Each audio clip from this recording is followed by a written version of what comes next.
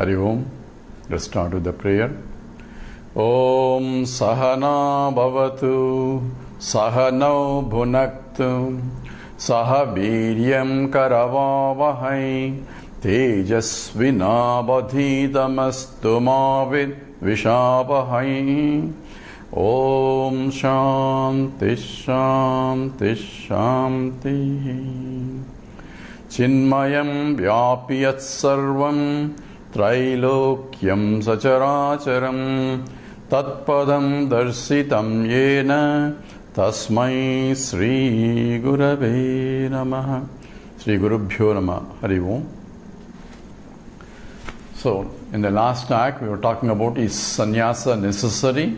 So it is not necessary, but helpful.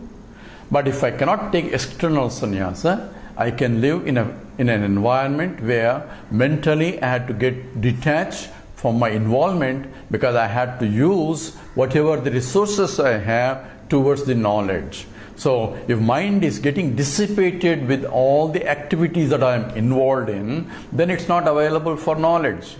And the study cannot be just a part-time. I had to, because this is the highest study that is required, and therefore essential, very purpose of life itself. Then once I understand it, I have to withdraw my mind from the others and concentrate on it.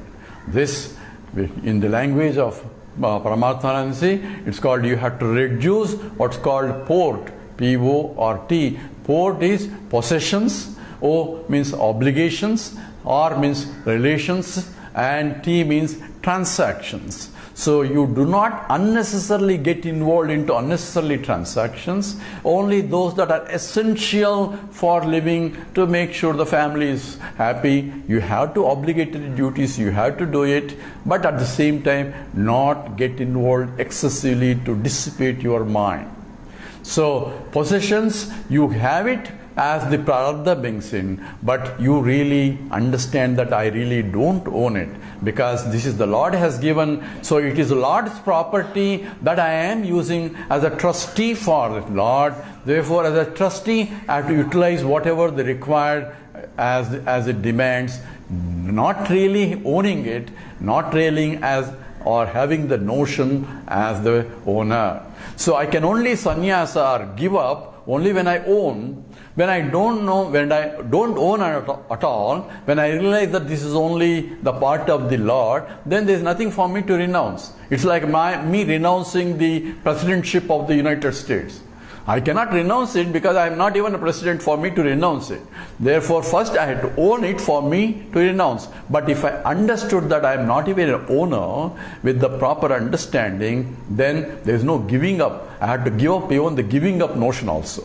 That is the sannyasa. Sannyasa to sannyasa itself. But that means the mind has evolved enough to know what is real, what is not permanent, and I can still deal with the world, P-O-R-T, the possessions, obligations, and the relationships and transactions. But at the same time, I had to see, this is the drama of life. I had to do as obligations demand. Otherwise, I can get detached mentally also.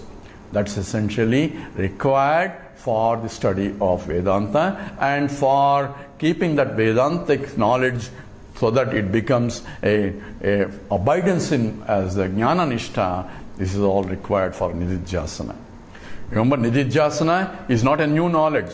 People say, I understood, now I have to sit in meditation and understand. So it's not, meditation is not a process for understanding. Meditation is only what you understood has to be meditated on, and that's what is Nididhyasana implies. As we evolve in this process where the jnanam abides into me, as I internalizes, how does I know? As again using the Paramarthanandist, the terminology, it becomes FIR reduction. What he calls is FIR reduction. Means when I am transacting the world, the F means the frequency of my perturbation from the state of understanding becomes less and less as the mind abides into that. So there is the frequency of perturbation goes down, And the intensity of perturbation at any time also goes down as I get established. I may get elevated at that moment, but immediately the mind comes back. Every jnani also goes through this. But yet he becomes stabilized immediately, because that's what his training is. So the intensity of perturbation goes down, and the recovery time from perturbation also goes down as one abides in the light. This is a litmus test also for whether I am abiding in that knowledge or not. If my the perturbations, intensities and recovery time is increasing, that means there is something wrong. I have to concentrate more on the jnanam part, and that is required. So this is a self-test to evolve oneself. Slowly, slowly, I have to abide in the knowledge. First I have to gain the knowledge, and I have to abide in the knowledge. All that is part of our very purpose of life itself. With this, our essential teaching is over. Now, we'll address a couple of things in terms of where are the obstacles to gain this knowledge. The major first obstacle is Shraddha. I have no faith in this of the Pramana. What the scripture says, I have no faith completely. So people say, I am very faithful. Say, I have faith in the Lord. Then why do you worry? Because if you are worried, that means you don't have really faith. You may say, I have faith. Because when he says, once you surrender to him, he will take care of it. But I don't have faith that he will take care of me. So that is the problem. One fellow was falling down from the big hill, and suddenly he was holding on to a certain creeper, and then looks down. You see, a lot of stones are all there. Says, oh Lord, anybody there for me to help? So the Lord, oh Lord, are you there? Please help me. Then suddenly he heard a voice. Says, I am there everywhere. You know that. I am there down for you also. I will receive you with my full hands. So you can release yourself. I'll be there to catch you. He looks down. All he sees is stones there. See, anybody else is there for me. That means I do not have the faith that Lord is going to protect me. The faith in the same way, scripture says you are that. How can I be that? Always doubt because of not having the full faith in the scriptural statements itself. That is one problem. The second problem is essentially when I sit and contemplate on it, when the mind becomes calm and quiet and I want to see what that is, the sudden things, nidra will come, the sleep. Why? Because my mind is used to sleep whenever it has become quiet. So this is a habit, so one has to be vigilant and therefore selected time and place where I can concentrate on the study. I cannot lie down on the bed and I want to meditate on the Lord. I will go to sleep because that is conducive to sleep only. So I have to sit down where, that's why the scripture also provides you proper asanam is required, proper meditation is required in order to know what is that to be meditated upon. And nidra will come because of habitual notion of the mind. Whenever it is quiet, it goes into sleep. So I have to be very vigilant and watch so that it doesn't go into the sleep. So practice becomes important. Abhyasa and Vairagya. And mind is, when I sit in the meditation, I want to contemplate on it, it goes all over the place. So Krishna says, there is at least, if it goes all over, if you don't know, there is a bigger problem. But if you know that it is already, you have solved already half the problem. Yato yato nischarati manaschanchalamastiram tatastato niyamya idadu. Whenever you found the mind has gone out, bring it back. That is this thing. Everybody, the same thing happens. But since you already recognize, then you can bring it back, again concentrate on that. So all that process are required in order to establish firmly in this. And the other last problem is Kashayam. What the Gaudapada says, Kashayam is the intense suppression of some of the emotional things that are deep in the mind. They will explode at that time because it has been suppressed, and they will come out. At that time, what should I do? Just watch it, let it go, because there is nothing you can do about it. But once it is gone, but don't go along with it. Just watch it as a witnessing consciousness, then everything will calm down. So these are the pratibandhas that are there, and main pratibandha is not having a chitta suddhi, purity of the mind, because the remnant raga dveshas, if they are intense, it's better to do karma yoga, selfless service, and all that can be done to purify the mind. Otherwise, scriptural study itself is helpful in the purification of the mind itself. So it is commitment, the shravanam, mananam is required for understanding it, and nididhyasanam is required for abiding into this knowledge. So all that is part of growing up, where I can use the spirituality to evolve myself, because manushyattvam, mumurshutvam, mahapurusha samsrayam, durlavam trayami vaitatu devanugrahetukam. This is by the blessing of the Lord. I am being born as a human being, where I can evaluate what is right and what is wrong. I can redirect my mind to something higher and desire something, the moksha, because that is the highest Purushartha in terms of dharma, artha, kama, moksha. That is the highest Purushartha. That is the greatest thing that one can gain in this life itself. And that is what is required, and that's where I have to concentrate. All other pursuits are essentially for this. Millions of people are living in this world. If everybody lives, everybody goes through some process and dies. But very few people have the desire for this knowledge. And when that desire comes in, cultivate it to make sure that it grows up, because this is the essential purpose of life itself. This has to be understood. Once I recognize this, I pay attention to that more and more, and slowly I get firmly abiding into that knowledge itself. And that is what essentially Vedanta teaches us. So we have exhaustively analyzed all our process. Now I want to tell you certain things, that what should I do now? Number one, practice this. First thing in the morning, I already gave something. I had to bring in the Ishvara first. As soon as I get up in the morning, start with a prayer in your own mind, where I see the presence of the Lord in me, because I cannot do anything without His presence, including the breathing and everything else. So recognize the life in you, and recognize it is because of Him you are alive.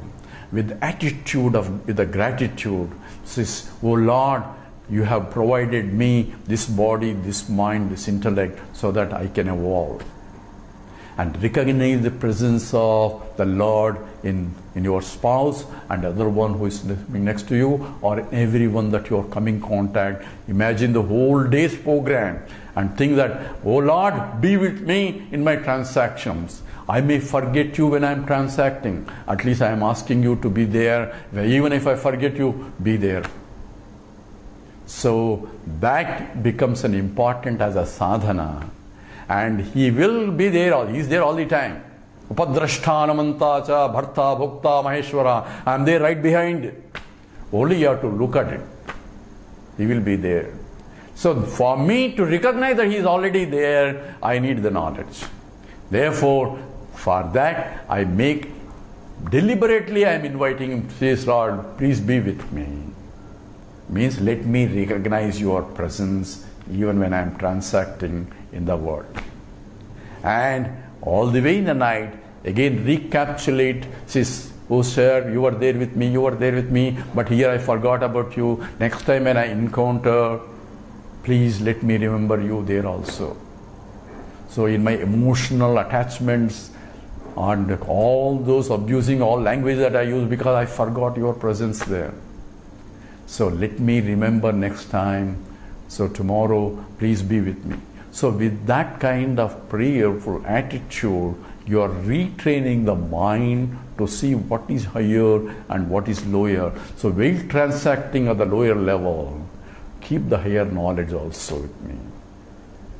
That makes my mind non-reactive. Then only I can say all my actions become a prayer to you. That becomes a real karma yoga. Yat karoshi yad ashnasi yad juhoshi dadasi yadu yat tapasyasi kaunteya tat kurushva madarpanam. Whatever you do, whatever you eat, offer it to me. Recognize it is the one, He is the one who is digesting the food. I'm only dumping here. So recognize his presence. That's what is Brahmarpanam, Brahmavihi, Brahmagyo, Brahmanahutam. Before meals, that's what is chanted also. So that is the recognition of the presence of the Lord everywhere with a clear understanding. It's not a belief, it is understanding, because we know Lord himself became many.